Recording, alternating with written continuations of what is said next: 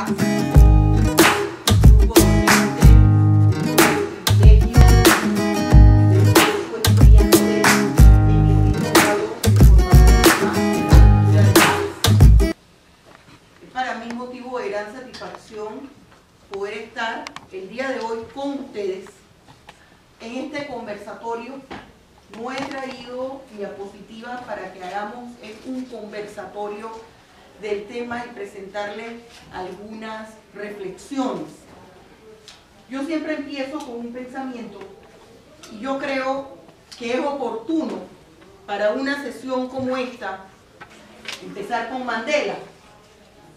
Nelson Mandela, dirigente de los derechos humanos, abogado africano, hablaba que a través de la educación se podía transformar el mundo, porque la educación él lo veía como un motor que ayudaba a forjar la personalidad del individuo.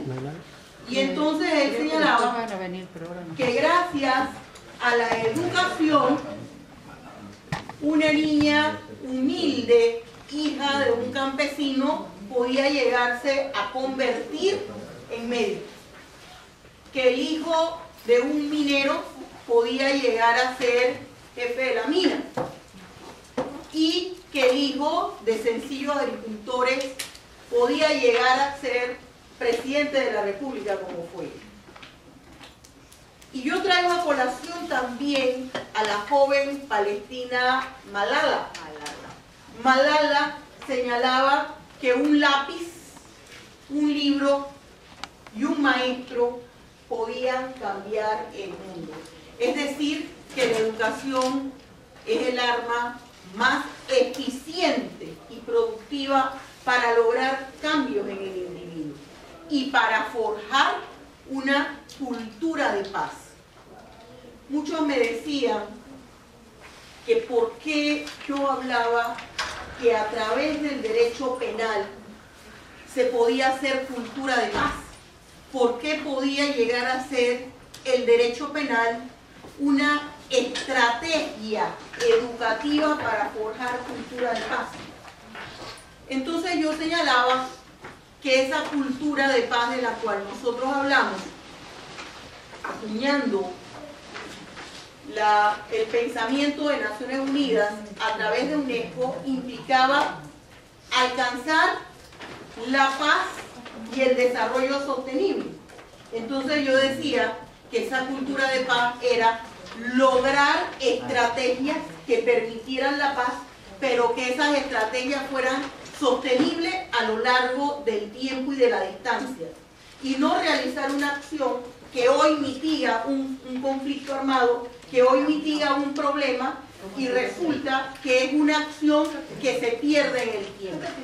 Entonces por eso es importante utilizar el derecho y principalmente el derecho penal. A través del derecho penal se protegen y se garantizan los derechos humanos. Porque si nosotros tenemos derechos humanos que no tienen un mecanismo jurídico, un mecanismo legal para protegerlos, no sirve de nada. Tengo el derecho a la vida, pero si él viene y acaba con mi vida, mis familiares no tienen forma de buscar que ese daño sea recuperado, o el resto de la sociedad no va a tener una forma de evitar que ese daño siga a través del tiempo. Entonces por eso es importante utilizar el derecho, y en específico el derecho penal, como una herramienta de cambio. El derecho penal como protección de los derechos humanos surgió junto con la historia. Si nosotros nos vamos a la Biblia, a los 5 primeros libros de la Biblia, el Pentateuco, específicamente al libro de Deuteronomio y al libro de Levíticos, encontramos la raíz del derecho penal y del derecho procesal penal, porque se establecen allí las figuras delictivas. De ahí se habla del homicidio, se maneja el homicidio con intención y el homicidio amparado por una causa de justificación, es decir, viene el colega y me va a golpear, me va a agredir, saca un revólver y yo tengo que defenderme. Todo eso ya lo establece el texto de Deuteronomios. Tenemos también el libro de Levítico. Entonces, quiere decir que el derecho penal nace con la humanidad. ¿Y por qué? Porque la humanidad siempre, el ser humano, siempre ha necesitado que se establezcan normas de convivencia, normas para lograr una convivencia pacífica, para lograr la seguridad colectiva de cada uno de nosotros como miembros de un Estado y nuestro Estado como miembro de la comunidad internacional. Eso es fundamental, eso es básico. El derecho penal empieza a convertirse en un derecho penal científico en el siglo XVIII, 1724, con el surgimiento de un texto denominado de los delitos y de las penas.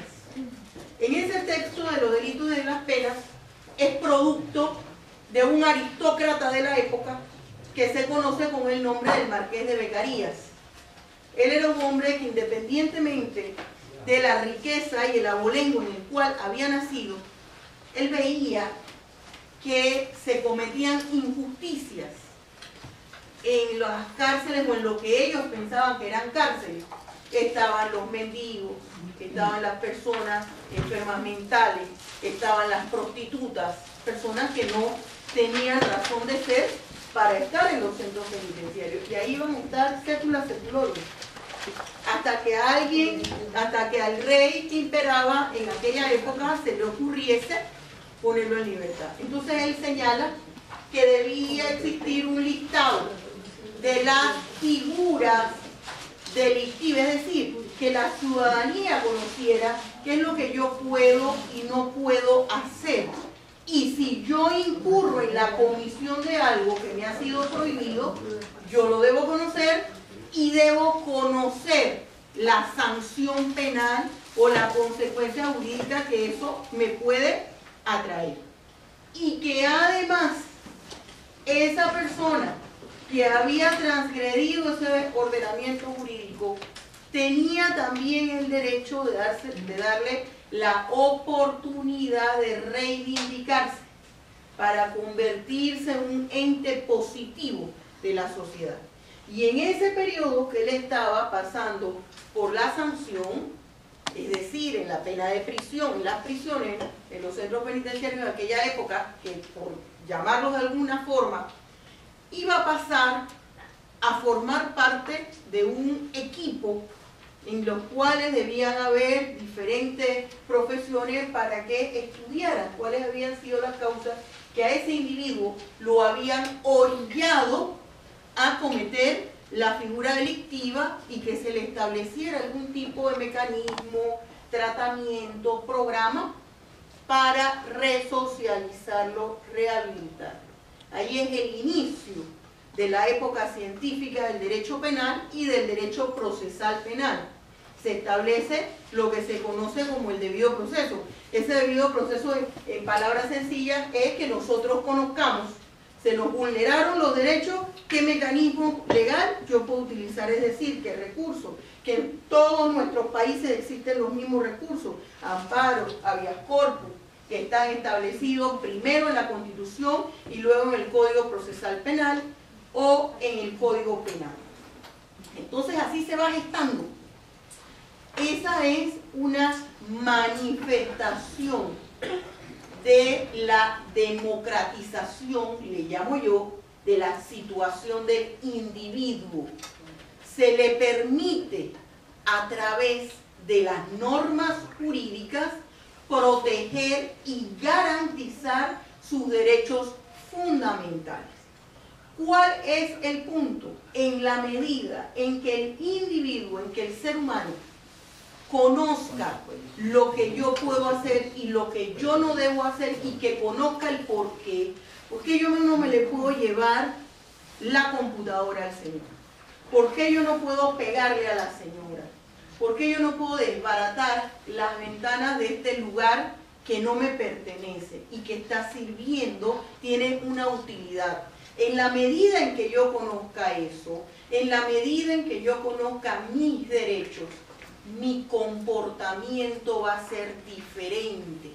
Y en la medida en que yo pueda comportarme respetando los derechos de cada uno de las personas, yo estoy haciendo cultura de paz.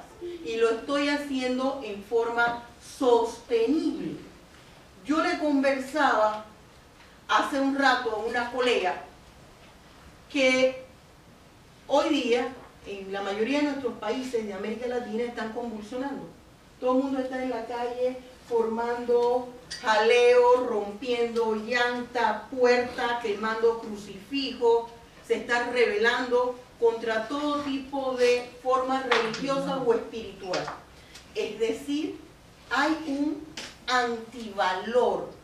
No quiero escuchar de ninguna forma religiosa porque me estás coartando un derecho. ¿Qué derecho me estás coartando? No me estás coartando ningún derecho al hablarme de un aspecto propio del ser humano como es la espiritualidad. Y si no lo queremos ver desde ese punto de vista, me estás afectando simple y sencillamente los valores. Los valores que, como muy bien decía la educadora, forma parte de la inteligencia moral del individuo. Entonces, en Panamá no se escapa de eso. También están si reformas a la Constitución o si Constitución originaria. Y mis alumnos, como yo doy Derecho Penal, tengo un grupo, tengo 5 salones, pero hay un grupo que están los más revolucionarios de la Facultad de Derecho de la Universidad de Panamá. Entonces yo llego ese día al salón, ya lo había visto por televisión, pongo mi cartera y me siento. Yo estoy muy preocupada, muchachos. ¿Qué, profesora? Es que yo no sé qué es lo que ustedes están aprendiendo conmigo. A mí me parece que nada. Ustedes nada aprenden en mi clase. ¿Cómo, profesora? No, y empieza cada uno a decirme, estamos aprendiendo la antipublicidad formal y la antipublicidad material, y usted nos está hablando del proceso en el sistema procesal penal acusatorio, y así cada uno empezó a decirme parte del programa. Y entonces le digo, si ustedes me acaban de decir todo eso, ¿por qué ustedes están en la calle quemando llanta y cerrando calle? Yo quiero que ustedes me expliquen. Profesora, porque la pelea es peleando, porque hay que reivindicar las causas en la calle. Y un abogado no puede hablar de eso, porque un abogado es el defensor de los derechos humanos de terceros. Porque un abogado se convierte en el experto, en el uso, en el usar, aplicar, es decir, aplicar, interpretar, analizar la norma jurídica. Un abogado es un agente de paz, somos conciliadores, mediadores. Nosotros tenemos que aprender a encontrar la respuesta o el panorama de supuestas estrategias o alternativas de solución de un problema a través del diálogo. Si yo llego donde la profesora, y entonces, ¿por qué me hiciste eso? Inmediatamente, ¿qué va a hacer ella? Se va a poner a la defensiva. Pero si yo le digo, miren, sentémonos a hablar, que hay algo que me sentí incómoda, ella inmediatamente baja el estrés y se va a sentar a platicar y vamos a llegar a un entendimiento. Pero profesor, ¿usted por qué dice que somos agentes de paz? ¿Qué es un agente de paz? Me decía uno de los estudiantes. Digo, mire, el Papa Francisco en el año 2015 se presentó ante el Congreso de los Estados Unidos y dice, un agente de paz es un mediador del conflicto bélico que puede o eliminarlo o puede disminuirlo a través del diálogo. Y eso somos nosotros. Esa es la visión que usted tiene que tener. Esa es la estrategia de cambio que yo quiero realizar dentro de mi salón de clase. Yo no puedo esperar, me preguntaba alguien, pero esa estrategia dentro del aula de clase, ¿y esto cómo está relacionado con algún programa de Estado? Y es que antes de relacionar esto con un programa de Estado, lo tengo que aplicar en mi aula de clase. Tengo que convencer a ese estudiante que va a ser futuro profesional del derecho, que va a ser juez, fiscal, magistrado, ministro, político, diplomático o presidente de la República, que el diálogo es la respuesta. No importa cuál haya sido el problema. El diálogo es la respuesta, porque a través del diálogo nosotros analizamos los componentes que forman parte del problema. Ya nosotros hemos avanzado con el derecho, principalmente el derecho penal. ¿Por qué hago énfasis en el derecho penal? Y todos lo debemos conocer, de todos sus países. Usted debe conocer el derecho penal, sea abogado o no, porque a través del derecho penal el Estado ejerce su facultad sancionadora, porque alguien tiene que poner orden. Entonces el derecho penal no es para los abogados nada más, el Código Penal no es para el penalista nada más, el Código Penal, igual que la Constitución, es para todos los ciudadanos.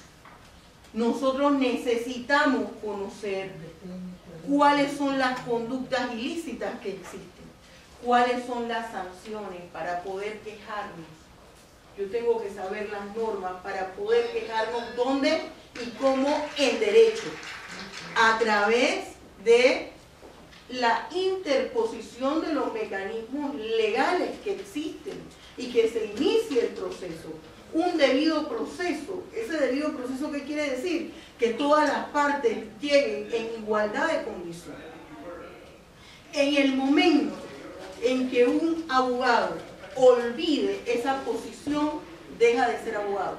Y si es docente, es mejor que se retire, porque no se está convirtiendo en un agente de paz, sino en un mero instructor de lo que señala el código y de lo que están diciendo las teorías o la doctrina.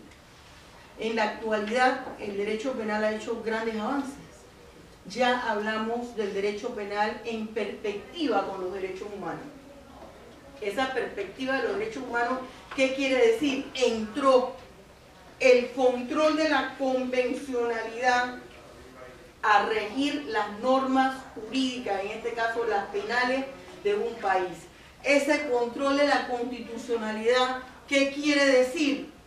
Que lo que está escrito en nuestros códigos, en los códigos de nuestros países, en las normas penales de nuestros países, no puede ser contrario a los derechos humanos establecidos en la Convención Americana, en la Declaración Universal. No se pueden establecer conductas como figuras delictivas que en realidad no lo sean, por el simple hecho de ejercer un control. No se pueden establecer sanciones jurídicas que sean violatorias a los derechos humanos. Por eso es que en nuestros países de América Latina se está implementando el sistema procesal penal acusatorio, porque se entiende que a través del sistema procesal penal acusatorio, que no es más que a llevar a cabo el proceso en forma oral, que sea más rápido, que el juez tenga mayor contacto con lo que está ocurriendo, que antes de privar de la libertad a un individuo, se conozcan en realidad si éste vulneró derechos humanos fundamentales. Por eso se considera garantista y por eso se ha dado un cambio en América Latina. Todo esto implica que a través de ese derecho penal podemos salvaguardar los derechos humanos. Esto ha implicado en establecer ese derecho penal en perspectiva con los derechos humanos, que los procesos pedagógicos que se dan en el aula de clase de una carrera de derecho cambien sus modelos. ya no son o no deben ser conductistas, se convierten en constructivistas. Ya te estamos dejando de lado a ese profesor que llega con su saco, con su corbata, se sienta, abre su texto y empieza un monólogo, a enamorarse él con el libro y con el código. Hasta luego y nos vamos. Subió en el podio. Hay que aprender a hacer ese cambio de chip. Hay que enseñarle al estudiante, con este nuevo sistema, a analizar. Los códigos cambian, le digo yo a mis estudiantes, los códigos evolucionan en la medida en que evolucionan y cambian los derechos y los intereses jurídicos de las personas. Entonces lo que yo tengo que saber es analizarlo, interpretarlo y aplicarlo. Ya cambiaron las formas de evaluación en el aula de clases de un abogado. Ya las pruebas no son tipo test, son análisis de caso. Ya las preguntas no deben ser define el delito según Jiménez de Azúa, por decir algo, ¿no? Que ya hay autores que han superado a Luis Jiménez de Azúa, porque yo no estoy evaluando a Luis Jiménez de Azúa, no estoy evaluando a Carrancá, no estoy evaluando a Jorge Clary Olmedo. Estoy evaluando al estudiante. ¿Qué entiende usted y cómo lo aplica? Ese es el cambio holístico del derecho penal. Ahora se habla que la política exterior de los estados se da a través del derecho penal internacional, una rama del derecho penal donde vemos los tipos penales que se encuentran presentes en instrumentos jurídicos internacionales. Por ejemplo, el Estatuto de Roma, que nos habla de los delitos contra la humanidad, genocidio, lesa humanidad, crímenes de agresión, crímenes de guerra. Esto implica hacer un cambio total. Esto implica innovación, que es uno de los aspectos de este Congreso. Esa innovación que implica dar una respuesta que conlleva una solución al problema, pero esa solución es sostenible, innovadora, no se había aplicado antes. Esto no es fácil, pero no es imposible. Primero hay que convencer al propio abogado que no hay que estar peleando siempre. Tenemos que ir al diálogo, a la negociación. Me dicen mis colegas, pero Julia, yo no sé por qué estudiaste derecho. A ti no te gusta estar peleando y no sé que soy peleonera, que estoy hablando, pero a veces me queda ese resabio del conductismo. Pero el abogado necesita dar la otra cara de la moneda, el diálogo. A través del diálogo podemos resolver los problemas y no hubiese tanta guerra. ¿Que es imposible? No lo creo. Incluso considero que la crisis que hay ahorita en América Latina es buena, es productiva, porque va a conducir al diálogo que nos va a llevar a una transformación. El docente que no transforma es un docente que va a perecer, no físicamente, pero sí mentalmente, y va a aniquilar a su estudiante. Tenemos que convertirnos en agentes productivos de cambio. Yo me siento complacida de estar aquí hoy y he estado muy contenta de todas las disertaciones que he dado. Cuando yo le escuchaba a usted hablar de las tradiciones, pensaba en la necesidad que tenemos de un derecho penal indígena en nuestros países. No adecuar nuestro derecho o el derecho latino, como señalan, a los pueblos originarios. Ellos tienen sus tradiciones, ellos tienen su cultura. Entonces se requiere un derecho penal indígena. El individuo tiene que entender que hay un aspecto que tenemos que alimentar, que es la espiritualidad, como usted le quiera llamar. Lastimosamente, cuando entre más académicos nos volvemos, más nos alejamos de la espiritualidad. Error. Y el ejemplo más facilito, que eso no es cierto, el ateo más ateo viene y se golpea el pie con esto y dice, ¡ay, Dios mío! Se le sale, ¡ay, Dios mío! Por más ateo que sea. Hay un ser superior, como usted le quiera denominar. Nosotros tenemos, eso nos da tranquilidad, seguridad de que hay alguien al cual nosotros podemos acudir sin necesidad de llamar a la amiga, al compadre, al tío, al primo para que nos saque una cita. Eso es importante. Nos da seguridad y tranquilidad. Esta estrategia, yo pensaba, ya me están aplaudiendo suficiente. Muy bien, excelente. Fíjense,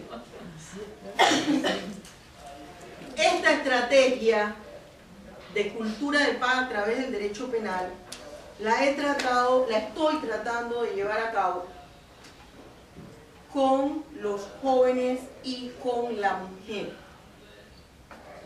Diseñé unas guías que yo estoy aplicando en los colegios. Ahora mismo estamos a través del despacho de la primera dama aplicándolo a las diferentes comunidades, enseñando los derechos humanos y el derecho penal. Claro, no para ir a hablar qué es la antipublicidad, sino para hablar de esas principales figuras delictivas en las que puede ser víctima toda persona, principalmente delitos sexuales, que son los que más están afectando, los delitos de naturaleza violenta, violencia de género, violencia doméstica, que puede terminar en un feminicidio, entre otras cosas. Este es mi mensaje para ustedes el día de hoy. Hay otros que siguen después de mí. Y el tiempo es tirano, decía un profesor en la universidad. Yo me gradué en la Universidad Nacional Autónoma de México, me ha dado muchísimo gusto encontrarme con mexicanos aquí. México es mi segunda patria. Fueron 10 años maravillosos que siempre guardo gratos recuerdos en mi corazón. Muchas gracias.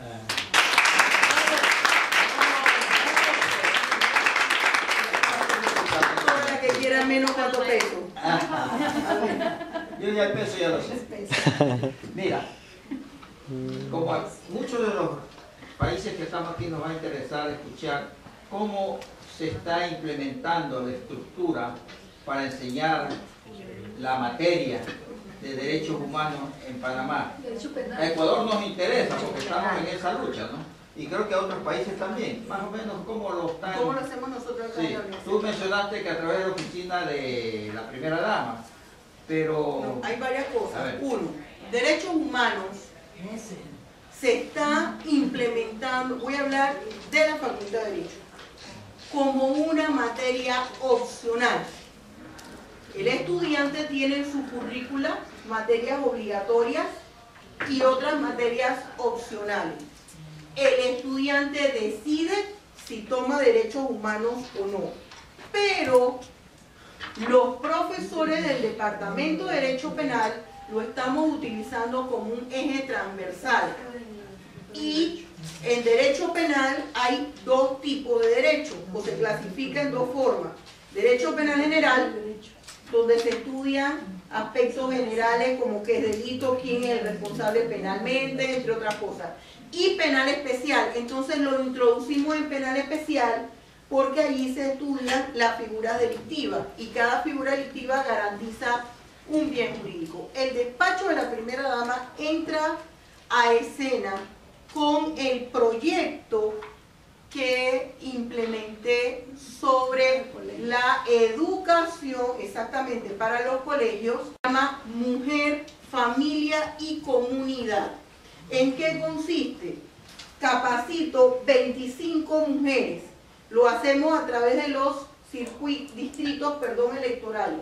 Yo capacito 25 mujeres sobre esos temas. Y esas 25 mujeres, cada mujer de esas va a tomar 5 mujeres de su comunidad. Y ahí es obligatorio que tienen que incluir a su familia. Primero capacitar a su familia. Porque si yo te vengo a hablarles aquí de los derechos humanos, le pego a mi marido o le pego a mi hija, entonces hay un divorcio total en lo que se está haciendo. Luego esa mujer que va a tener 5 mujeres más que va a capacitar, ellas las va a coordinar. Si alguna de ellas tiene algún tipo de problemas, la orienta. ¿A qué? Exactamente. ¿A qué entidad gubernamental tiene que ir si fue víctima de violencia doméstica, de abuso sexual? Y a su vez, cada una de esas mujeres va a tener que hacer una célula de 5 y hacemos redes de trabajo. Así es como lo estamos implementando. ¿Usted tiene Defensoría del Pueblo también? Por supuesto, tenemos... ¿Cómo entra la Defensoría del Pueblo ahí? ¿O no tiene nada que ver? Lo que pasa es que la Defensoría no tiene nada que ver en esto. La Defensoría del Pueblo, su función es defender al ciudadano que ha sido víctima de un acto de algún servidor público que a través de realizar un acto de comisión o de omisión transgredió un derecho del ciudadano. Lo que pasa es que a veces en nuestros países pensamos, defensor del pueblo me va a defender de todo. No, ese defensor del pueblo es lo humano, solamente va a defender de